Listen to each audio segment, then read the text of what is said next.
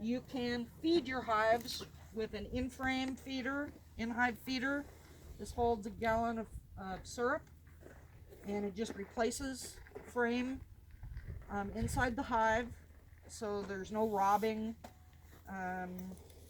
You do have to access the hive to put this in and to fill it. If you don't want to do that, then you can use a hive top feeder. The bees crawl up through the bottom, and this sits on top of the hive and blocks the hole on your inner cover, so you can take this lid off and put your syrup right in there and close it back up. You haven't disturbed anything.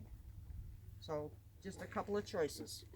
Once it gets to be less than 50 and winter's coming on, you can put sugar in. Now, a lot of people talk about fondant. You can use fondant. It's a pain in the butt to make. Also tastes disgusting. Well, In my opinion. the thing about using fondant on bees is when you make fondant, you have to heat the sugar to a point that it produces a chemical that's not healthy for the bees. It can cause dysentery. Yeah.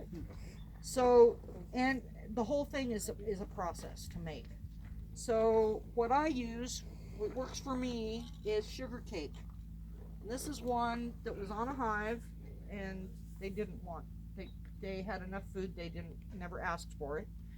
This one was on for a while, and you can see that they ate. It was on like this, and you can see how much of it they ate. Quite a bit. And this is an alternate to, say, a pollen patty? No, that's a different food source. Completely different concept of feeding them? This is the potatoes, and the pollen patty is the steak. So it's different Carbs and protein. carbs versus proteins. This So is the is carbs. that Pollen patties are protein. All right, and they need both.